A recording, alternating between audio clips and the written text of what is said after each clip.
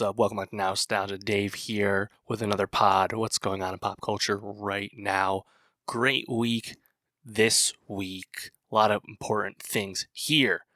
Let's see. Dominic Fike's second album. A lot of hype behind that guy. Got to get into it. EXO's seventh album. First one in 2 years. Got to get into that. Black Mirror Season 6 on Netflix. I had to get to it. I let that slip for way too long. Finally going to talk about Black Mirror. Joyride, really surprisingly awesome new comedy film, R-rated comedy film. Loved it. And also Lost in the Stars, this new Chinese blockbuster that got a small release in the United States. Real grab bag once again. But make sure you subscribe, youtube.com/nostalgiapod, linktree.com/nostalgiapod. Get the pod any way you can. Just make sure you get it. Check the description below for the link. And of course, follow the playlist. Best of 2023 on Spotify, the best songs of the year updated weekly. Let me know what's good and let's get into it. What's up? Welcome to Nostalgia. Dave here with a review of EXO's seventh album, Exist. Yes, EXO's back. First really release at all since 2 years ago. Don't Fight the Feeling special album came out, but really first full release, first proper release with all the members contributing since their sixth album, Obsession, back in 2019. It's been a minute. EXO has been going through the military service jiggering that happens with older K-pop groups. Of course, EXO, definitely OGs in the game at this point, been around a long time. And yeah, I think I was interested in this for a few reasons. One, EXO obviously such a storied history. At one point, the biggest, K-pop group at the time.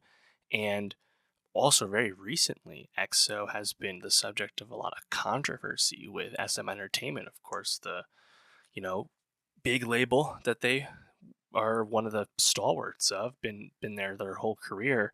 And yet there were major label controversies between some of the members accusing SM of signing them to misleading contracts, withholding financial payments, all kinds of stuff. And they seem to have move past this issue and agreed to not only stay as a group into the future, but also stay with SM. But I thought that was, quite eye-opening. I'd imagine the EXO boys probably just got a bigger bag, but to put it bluntly. They SM basically paid them out to be happy once again with their circumstance. That would be my guess.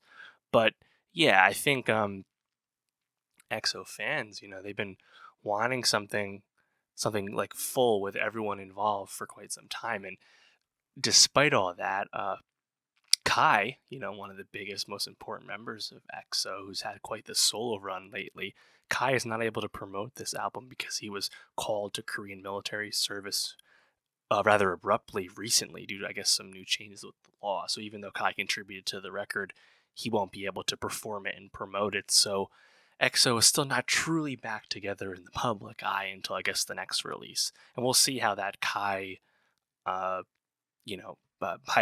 military service, year and a half, how that affects Super M's announced comeback for 2023. Kai is, one of the key members of Super M, of course. So, don't know. But we'll see what happens. But yeah, EXO giving us another full-length 7th album, 9 songs, 28 minutes.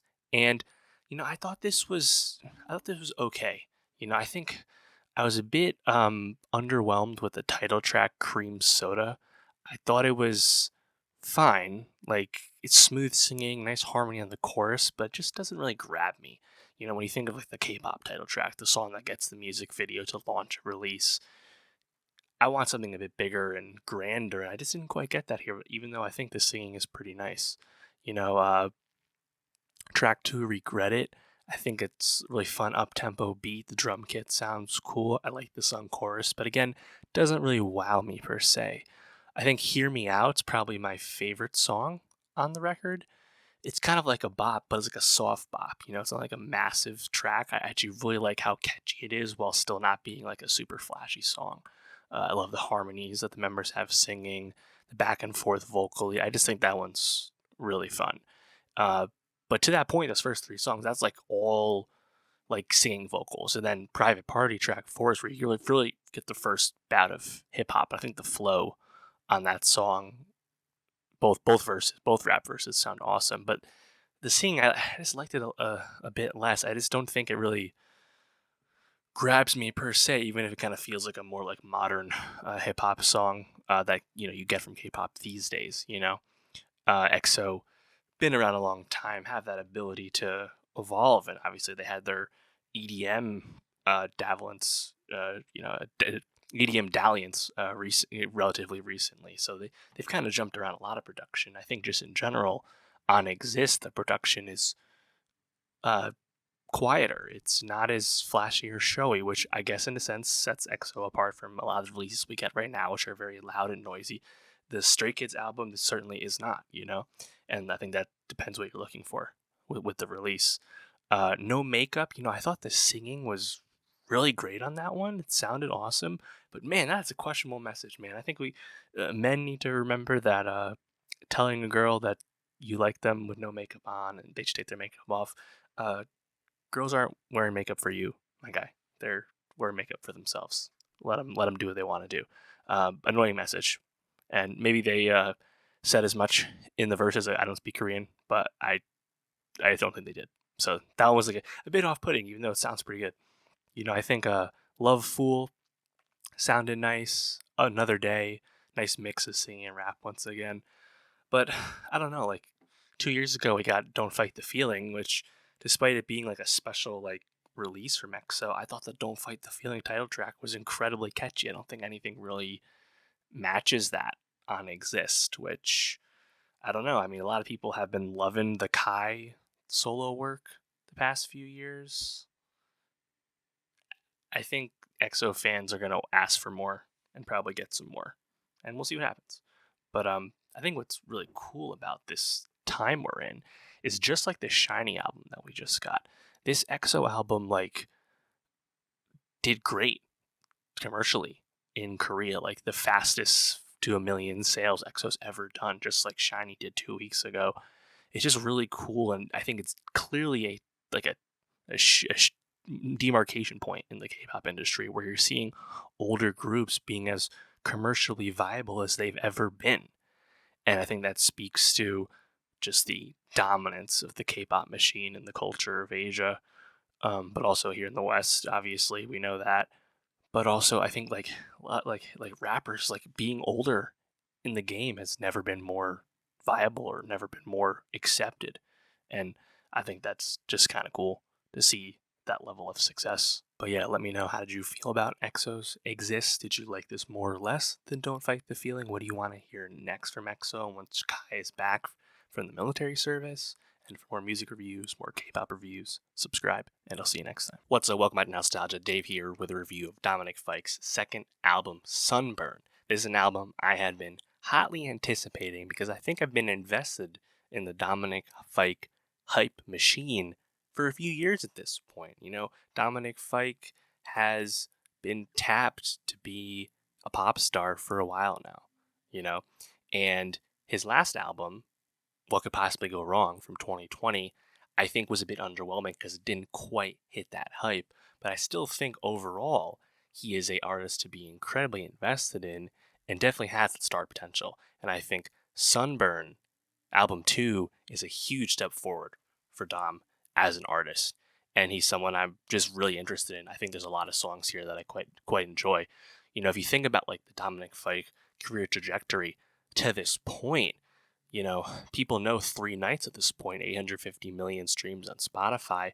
That was the big hit that famously led to the label bidding war. Fike gets signed for $4 million to Columbia Records. People know this. I think that like soft pop sound, that emo pop sound, kind of a throwback vibe from Dom, but most importantly, I think littered with sticky melody, that really became, I think, the appeal with him. And on top of that, he has a bit of a mystique as a person, someone coming up from a rougher, life growing up, being in jail, unfortunately having some substance abuse issues. He's been an interesting figure, and that got him onto Euphoria season 2, where he played Elliot. And I think he actually did a really good job for someone who's not an actor. And he's the first to tell you he's not actually an actor.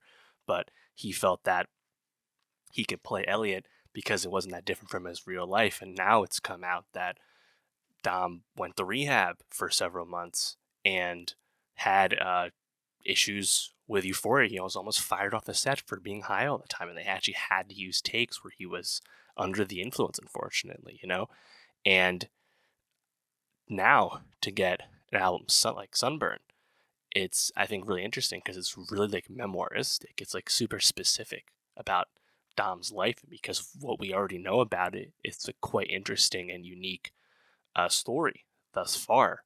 I think it just makes Fike that much more interesting.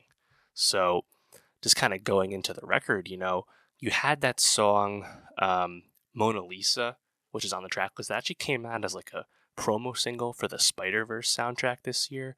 And then when the Spider-Verse soundtrack comes out, it's not included on the track listing. Super weird. That's also here on this album. I think the first single was Dancing in the Courthouse. Then we had Ant Pile come out, a few singles.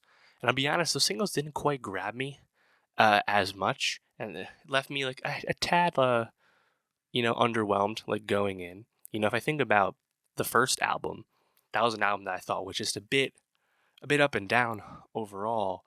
A song like Cancel Me, I think conceptually was just a bit misguided. Although I did really like a song like Vampire, which is like super earwormy, or a loose single like Phone Numbers. Like there was stuff I really liked, And I think Dom really played to his strengths on a lot of the songs on Sunburn, particularly like the stretch starting with Mona Lisa. Like I love Mona Lisa, Bodies, and Sunburn. I think that's like the like gem of the record here. Like Mona Lisa, super up tempo. You have these doubled vocals. It's just a really fun chorus, and then Bodies. Again, acoustic guitar, which I think is really the part of the trademark sound of Dom. Sounds great. Background vocals. That just feels like a classic like Dominic Fike song. And what is he singing about? He's singing about like, this girl he knows and them like talking about like their body counts in the past and like moving past that and stuff, right? Like it's really, I think, feels like his brand personally. Then Sunburn, I really like the storytelling on that one though, and he's even like laying down like kind of a hip hop cadence in the way he sings. I think that was just like really great songwriting, but also like I think it fits really well because the chorus is like very softly spoken, kind of highlighting like the strumming on the guitar. I think that one sounds awesome. I think before that you have Think Fast with the Weezer interpolation.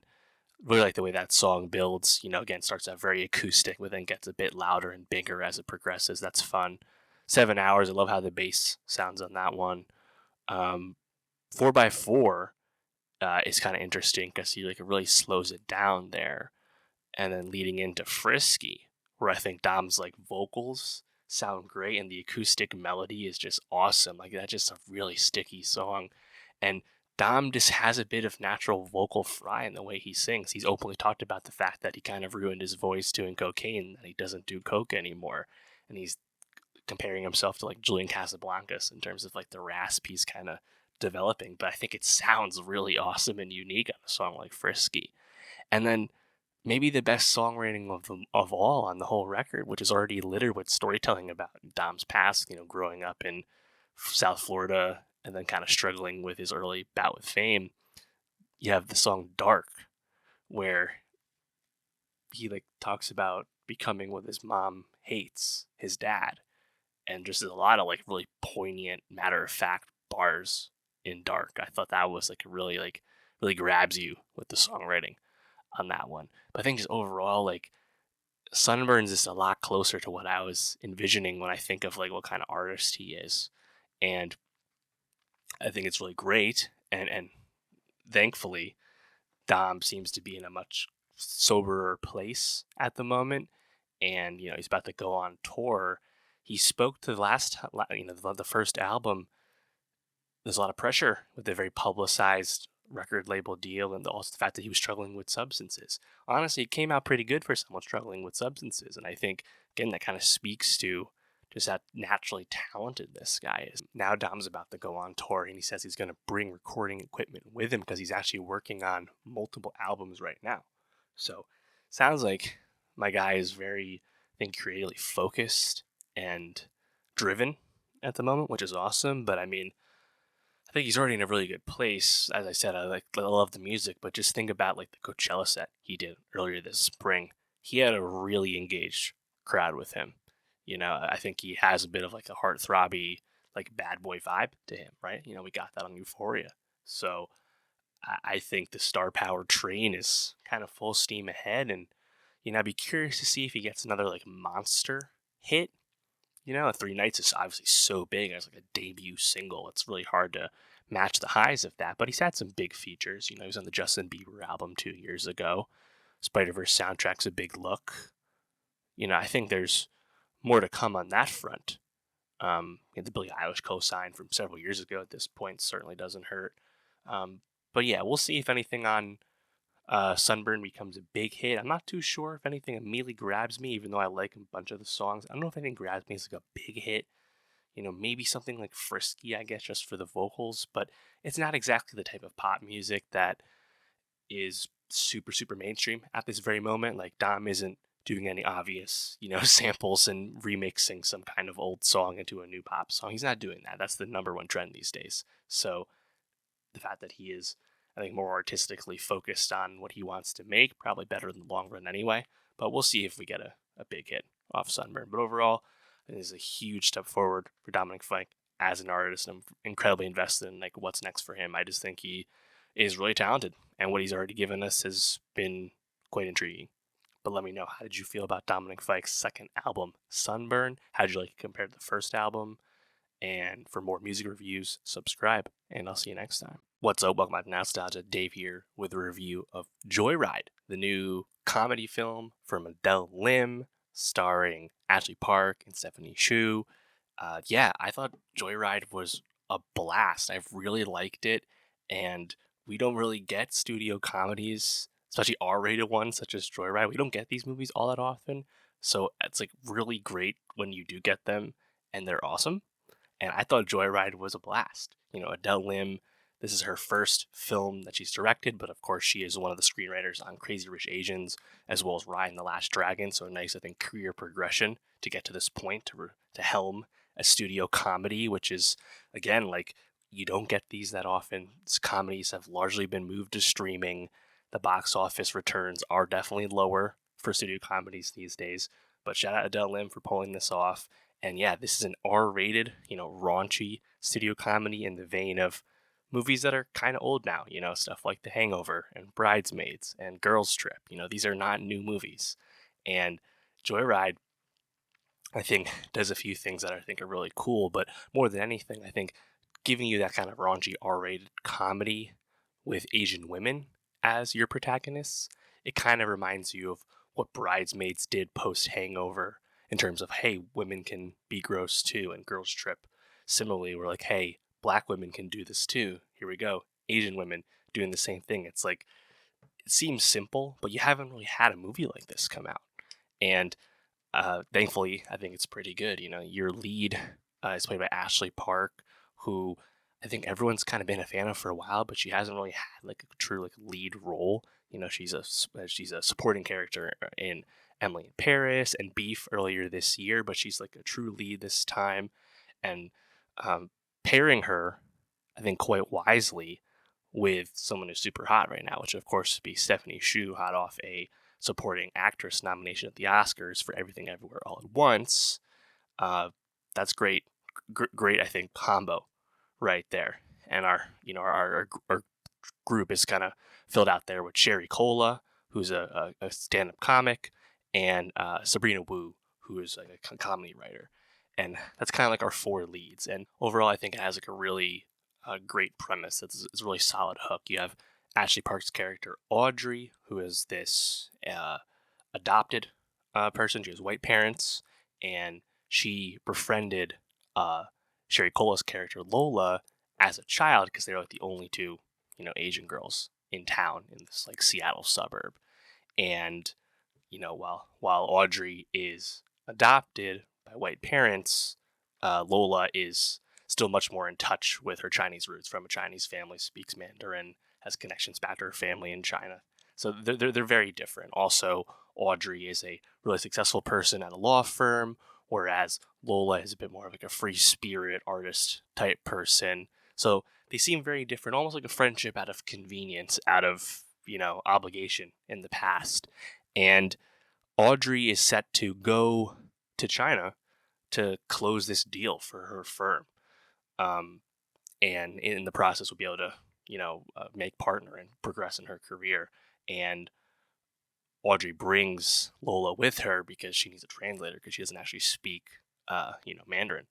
And Tim Simons, I think, is really funny as like Audrey's boss at the firm. He has some really funny lines, and in general, I think Joyride, its script is like really tight, where it has a lot of self-aware jokes and comments, and I think the way it like plays with like whiteness and being Asian and in 2023 and what those mean. Like, I think it's all really funny, and in general, because it's like a raunchy movie, like the laughs are pretty consistent, and even if like a laugh might not hit, how can they all hit? There's like enough like volume of laughs and funny concepts and premises throughout the course of the film that it keeps you, I think, pretty entertained the whole time. And then once Audrey and Lola get to China, they meet up with Audrey's college roommate Kat, played by Stephanie Hsu, who's now a really successful like Chinese like soap opera actress. And Lola's cousin Deadeye, Sabrina Wu's character, kind of tags along with them to like kind of meet up with family and a few other things. And yeah, like it's kind of like a road movie, things, hijinks ensue. There's moments where they do copious amounts of drugs, not even their own drugs, but they do a lot of drugs to basically get out of going to jail. And that's really funny to watch all these performers be on Molly, be on a lot of cocaine. One of them gets really horny when she's on cocaine. Like, there's a lot of funny stuff there. There's a really unforeseen subplot that's awesome where Lola has a like online like dating app or like social media relationship with Baron Davis, of all people, of course, the NBA star Baron Davis, playing in China in this film, and we encounter his Chinese basketball team, and we get, I think, some really funny sex moments with a lot of the characters, and we bring in a few other recognizable faces. We have Alexander Hodge, who you might know as Andrew from Insecure. That shit's hilarious. And yeah, I think it's just like a really like funny time, like the sex stuff, the drug stuff, I think just the smartness of the script. I really enjoyed my time with the movie. If there's something to criticize, I think it gets a bit sentimental, gets a bit dramatic at the end, and it really kind of stops being a comedy. We're quite melodramatic, We encounter Daniel Day Kim playing an important character in Audrey's life, and yeah, I think like that stuff, like it ultimately becomes quite feel good, so like it's totally okay, but it's almost like the movie kind of like backed off the gas a little bit with the humor, with like the edge, I think that's okay. Like yeah, you can like see where it's gonna go at the end, but like the twist that kind of precedes the dramatic section, I think is actually quite effective. Ashley Park gives like a really great performance, and because this movie asks for some dramatic material as well, I think she does show a bit of range with this one. And Stephanie Hsu, after Everything Everywhere, seems incredibly game to make fun of herself and do a lot as this fucking really horny person. Like, I think she's like amazing in this, and she's someone who obviously we have a lot of attention for at this point. She'll be in the Fall Guy next year, but overall, I think she's still picking her spots for what's next in her career. But Ashley Park, I hope this is the beginning of more and more big roles for her, because I think she really delivered with this one. So yeah, I think partially out of the fact that like these movies just don't really exist anymore, it should be seen and celebrated, but also it's really good in its own right. I think it's smart and pretty self-aware about how it presents Asian people today, Asian people's relationship to themselves, and how not all Asian people are the same, whether they're all Chinese or Chinese and Korean, whatever it might be. I think there's a lot of like depth to how race is handled in this movie, and that does not get in the way of the fact that it's also really funny, R-rated movie. So yeah, shout out Joyride, man. I really had a blast with this, and I'm literally looking forward to seeing what these people do next. But let me know, what did you think of Joyride? Did you laugh and enjoy it as much as I did? And for more movie reviews, subscribe, and I'll see you next time. What's up? Welcome back to Nostalgia. Dave here with a review of Lost in the Stars, the latest Chinese blockbuster film to get a small release here in the United States. Just came out in about 60 theaters, and this is hot off a release just a few weeks ago in China, where it's already grossed over $400 million, the biggest single territory gross of the summer worldwide. The product of the Dragon Boat Festival over there in China, big hit, and this got my attention due to the, of course, big box office. And I've seen a few of the big hits already this year, like Hidden Blade, Full River Red, and Wandering Earth 2. So I'm always looking out for, and Born to Fly as well. I'm always looking out for when something gets a release here in the US because it is so rare. And Lost in the Stars, I think, is actually quite interesting because it's a adaptation written by Shen Zhishen, who is probably most well known as the director of the Detective Chinatown blockbuster film trilogy in China. And this is an adaptation of the 1960 play Trap for a Lonely Man from Robert Thomas. And that play had previously been optioned by none other than Alfred Hitchcock, although Hitchcock never actually made that play into a movie or anything. The play was adapted into a Russian film in 1990, and this new film, Lost in the Stars, is kind of an adaptation of both that play and as well as the Russian film that adapted the play. And yeah, I think it's definitely an interesting movie. Really captivates you the whole time. It's a suspense thriller, mystery thriller film, and I liked it overall. I think it's a really captivating and strong premise with the start, and I think my only real criticism is that I think the ending isn't quite as strong as the beginning. Like, it's a movie that has some twists, and I think the twists land to varying degrees of effectiveness. So like the overall feeling about the movie might wane a little bit at the end, but overall I think I really enjoyed it. I think it looks really awesome. It's set in a kind of like a tropical resort, like island setting, and the movie really uses that like tropical vibe and the beach, the jungle, the downtown. It uses it all really well. I think it's a really fun movie to be with, and the premise, to make this a mystery thriller, suspense thriller, as it were. The premise, I think, is a great hook right away. You have this our lead, He Fe, played by Zhu Yilong. He Fe is a man, at the resort, and he wakes up and he doesn't recognize his wife in bed with him. And he calls the police, saying that this is not his wife. His actual wife is missing, can't find her. And, turns out the woman in bed with him has ID, has photos, has all kinds of evidence that she is in fact his wife. The surveillance backs it up.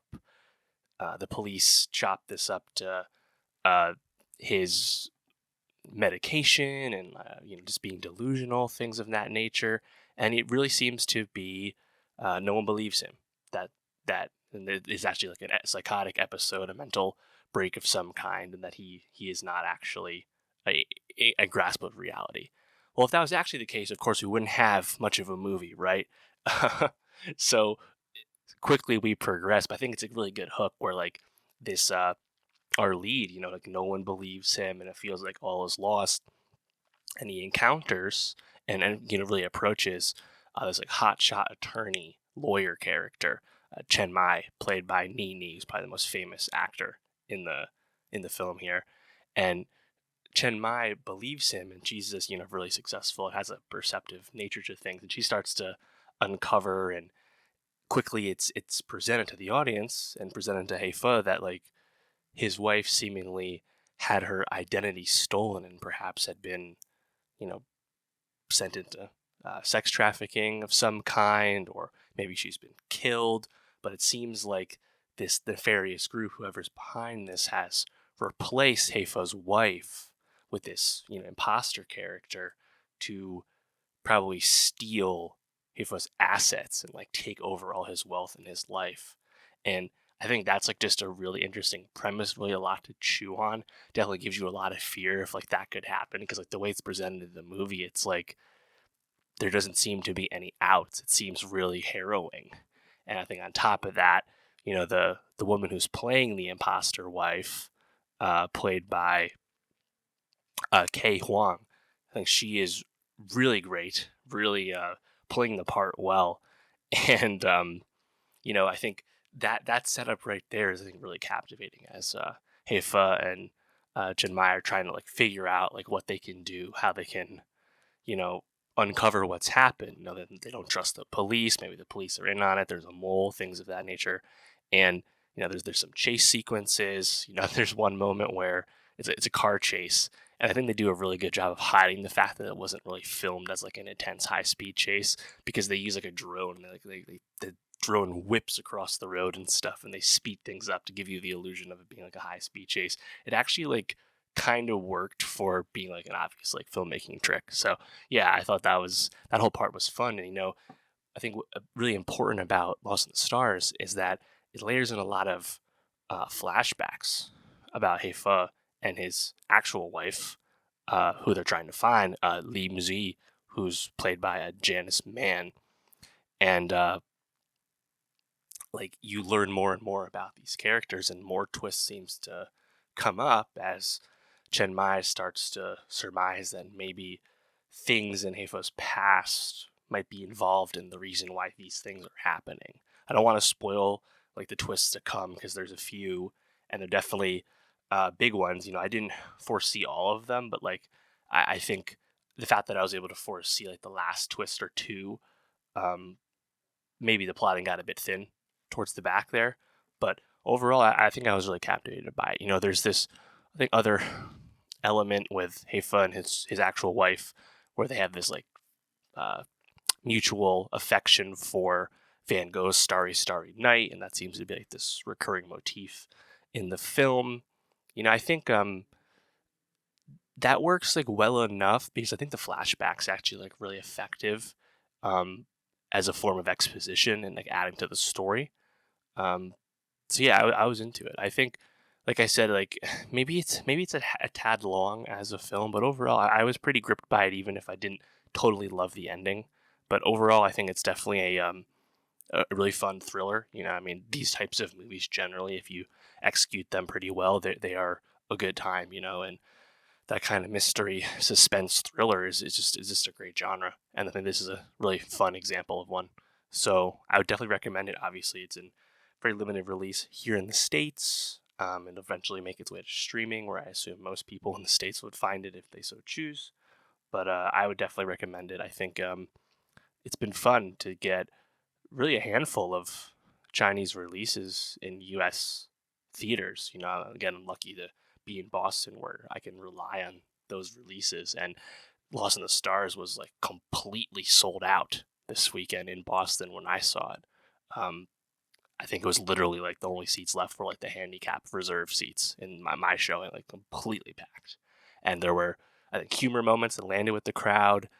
Some of the twists got big reactions in the crowd. I think it's an effective movie and a fun movie to see in a group as well. But let me know, how did you like Lost in the Stars? Did you like the level and volume of twists? How did you like the ending compared to me?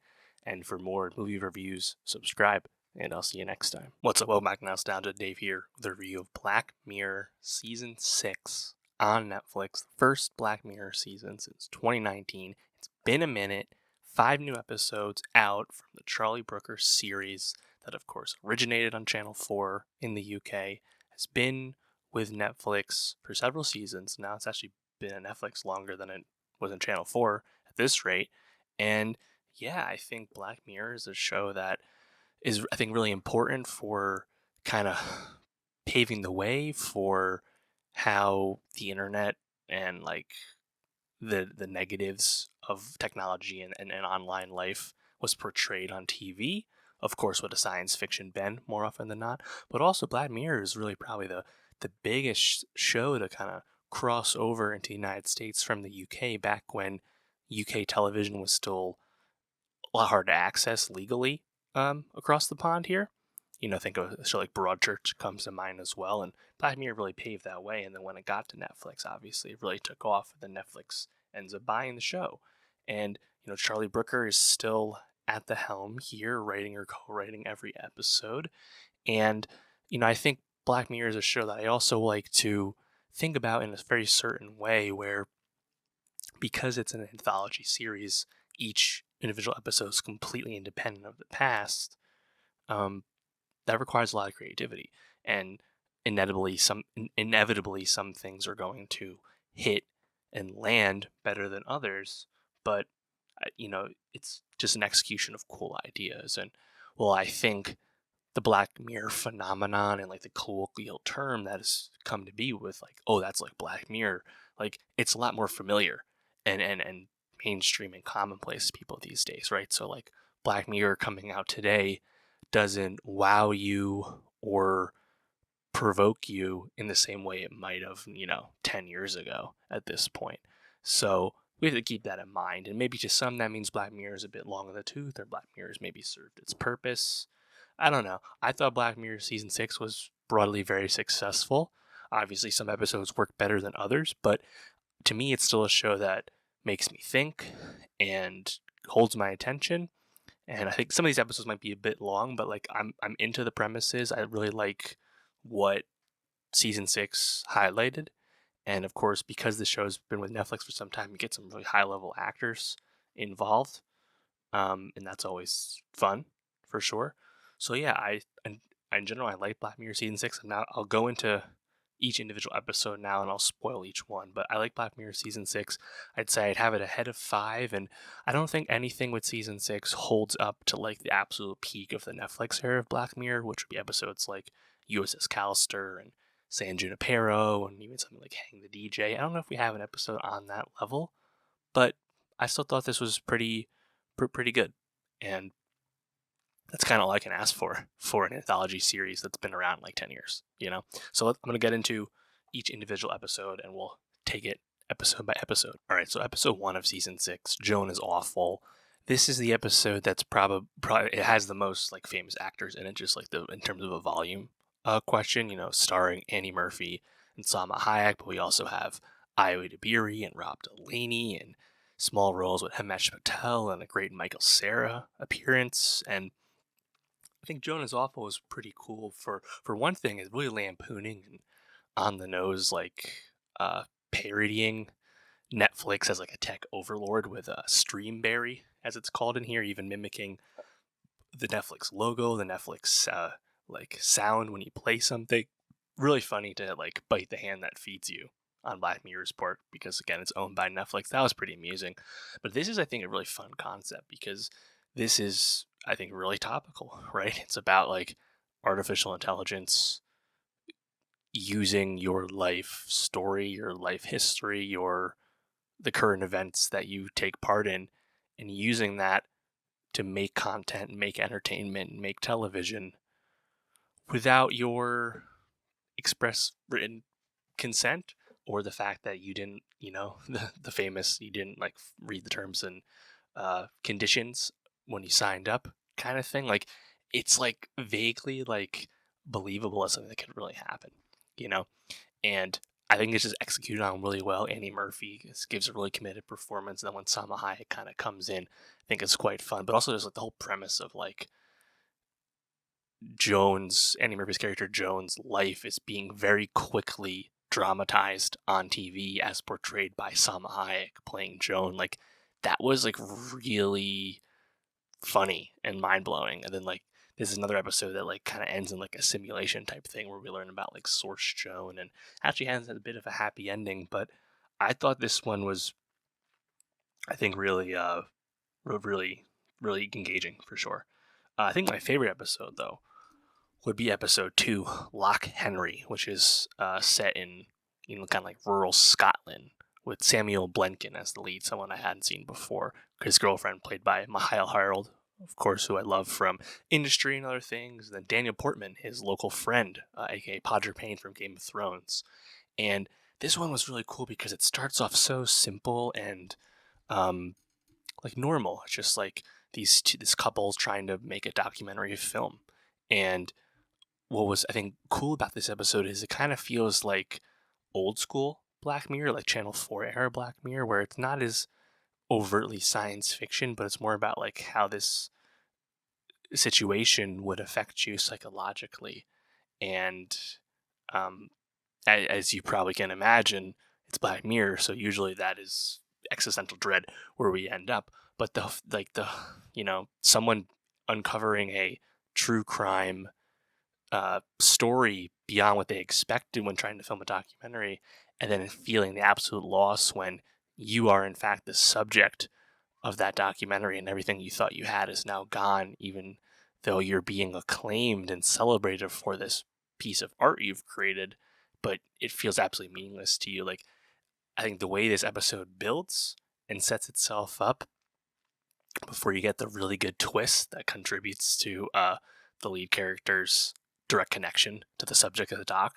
Like, I think all that like really lands. It's really creepy to be in rural Scotland. Dan Portman from aka Podrick from Game of Thrones, definitely giving you a very different energy from Pod, which I loved. And yeah, I mean, I think the filming montage scene was really cool. Obviously, this is like a more of a period piece show, and a lot of these things feel like they're period pieces. It's a kind of a smart way to eliminate like smartphones from your storytelling. But like having VHS as your like storytelling device, I think was really effective.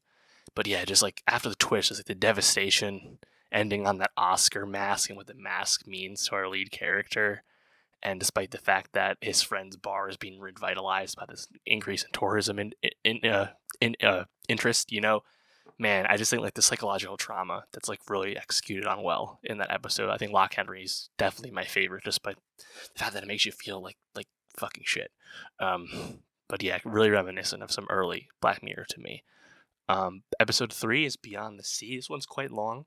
This was the one with Aaron Paul and Josh Hartnett as these astronauts up on a long distance or long stretch of time mission up in like a space ship in orbit, and not even in orbit, it's like in deep space. And the Black Mirror science fiction element is that they are able to like mind sync into these robot versions of themselves back home on Earth, and thus interact with their families and have leisure time when they're actually just sleeping up in space in reality. Really thought-provoking one for sure, especially because it introduces, I think, a common trope in sci-fi, which is like a aversion to abnormal scientific development. You have this like cult group led by Rory Culkin who terrorize Josh Hartnett's family, killing them and destroying Josh Hartnett's robot, like a duplicate, whatever it's called, variant person. So he can't no longer link back. And like, I gotta say, like Rory Culkin, I feel like he's getting typecast as weirdos for sure. With like Waco and this and Under the Banner of Heaven, he has a type for sure, but he plays it well. Hats off to him. And that's where I think this episode like takes it up a notch. Where like already it was a pretty like thought provoking like sci-fi premise, and then was it? I forget who it was. Is it Aaron Paul's character or his wife's character played by Kay Mara? I forget who suggests it, but they suggest that, well, maybe Hartnett can use Aaron Paul's link and inhibit his, robot down on Earth to get some leisure time, and also, take his mind off the fact that he's grieving and has lost everything in his life. And where that goes with some jealousy and things of that nature, I think it's a bit long to get where it goes, but definitely a thought-provoking premise, especially once it's elevated on, with the who's in the link. I think the endings goes a bit predictably, like you can kind of see where it's going to go, but I think overall it lands pretty well. I think Hartnett in particular is quite strong. He's definitely come on, in like the post like end of his like stardom leading man days long ago. He's really kind of like brought himself back up as like a solid like character actor. I thought he did pretty well. And of course Aaron Paul, Kate Mara, always predictably and reliably good. Episode 4, Maisie Day. This one I really liked. It's actually the shortest episode. It's only 40 minutes. You have Zazie Beetz as a a paparazzi photographer in like in real life times in like 2003. It's like she has an iPod shuffle, Iraq war's happening from like news clips, like you're grounded in like the 2000s, and this one like really quickly gets into like the morals and ethics of being a paparazzi, and Zazi's character very quickly exposes a famous person for having a unknown gay relationship, and that person kills himself, and she obviously feels absolutely horrible about that, and seemingly is having a crisis of faith with like being a paparazzi and like selling your soul in the manner that you have to with that kind of job, and it leads to her pursuing this sequestered actress played by the Danish actress Clara Rugard, and this actress is presumably detoxing from a drug addiction, and like she can make ends meet and like really like push her life forward if she gets these photos, and her paparazzi buddy played by Danny Ramirez, they're gonna like go figure this out. And then you have this like massive twist where it's not because the actress is, you know, on a bender recovering from addiction. No, it's because she's a werewolf and has to hide out when the moon gets big. Very reminiscent of werewolf storytelling. People know at this point you gotta hide out so that you're not around anybody who you can kill and eat, you know? And it very quickly becomes one of those stories. And I thought this one was actually pretty interesting, especially like how it ends with Zazie being there to take the final photo when the things happen.